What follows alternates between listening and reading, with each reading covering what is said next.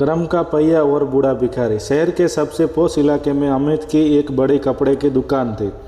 अमित बहुत अमीर था, लेकिन उसका स्वभाव बहुत घमंडी और क्रूर था। वह अक्सर अपने दुकान के बाहर बैठने वाले गरीबों और भिखारियों को धुक्कार देता था। एक शाम तेज बारिश हो रही थी। तभी एक बूढ़ा व्यक्ति, जिसके कपड़े फटे हुए थे और जो ठंड से कांप रहा था, अमित की दुकान के शेड के नीचे आकर खड़ा हो गया। अमित ने उसे देखा और गुस्से में चिल्लाया, "ए बुड्ढे, यहाँ से भाग! मेरी दुकान के आगे खड़ा होकर ग्राहकों को डराएगा क्या? चल निकल यहाँ से!"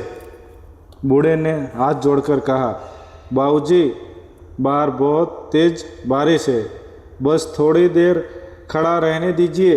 बारिश रुकते ही यहाँ से चला जाऊँगा।" लेकिन घमंडी अमित ने उसकी एक न सुनी और उसे धक्का देकर बारिश में निकाल दिया। बूढ़ा रोता हुआ वहाँ से चला गया। समय का पहिया घूमा और ठीक 2 साल बाद अमित की लापरवाही और गलत फैमिली के वजह से उसकी दुकान में भारी घाटा हुआ। कर्ज चुकाने के लिए उसके दुकान, गाड़ी और यहाँ तक कि घर भी बिक गया। अमित सड़कों पर आ गया। उसके जो दोस्त कभी उसके पैसों पर उड़ते थे, उन्होंने भी मुंह मोड़ लिया। अब अमित दानों दानों का मोहताज हो गया था। भूख के बहर होकर वो उस शहर के सड़कों पर भीख मांगने को मजबूर हो गया था। एक दिन अमित भूख से तड़प रहा था। वो एक बहुत बड़े बंगलों के सामने गया और आवाज़ लगाई, "कोई है? भगवान के नाम पर कुछ खाने को दे दो।" बंगलों का आलीशान दरवाज़ा खुला और अंदर से एक बुजुर्ग व्यक्ति बाहर आया। उस बुजुर्ग ने जैसे ही अमित को देखा, वहाँ ठहर गया। अमित ने भी जब उसे बुजुर्ग को चेहरे देखा तो उसके पैरों तले जमीन खिसक गई।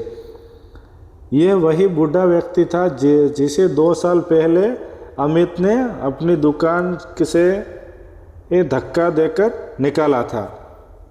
जब अमित डर के मारे कांपने लगा और वहाँ से भागने लगा, लेकिन उस बुजुर्ग ने पीछे से आवाज़ दी, "रुको बेटा, भागो मत।" बुजुर्ग अमित के पास आया और उसने उसके हाथों में गरम खाने का टिफ़िन और कुछ पैसे रख दिए। अमित ने रोते हुए कहा, "बाबा, मुझे माफ़ कर दीजिए। मैंने आपके साथ इतना बुरा व्यवहार किया था, फिर भी आप मुझ पर दया कर रहे हैं, और आप इतने अमीर कैसे हो गए?" बुजुर्ग ने मुस्कुराते कहा, "बेटा, अमीर गरीब होना तो वक्त का खेल है। उस रात जब तुमने मुझे निकाला था तो इस बंगले के मालिक ने मुझे आसरा दिया था। उसका कोई वारिस नहीं था और मेरा ईमानदारी देखकर उन्होंने अपने मौत से पहले ये सब मेरे नाम कर दिया।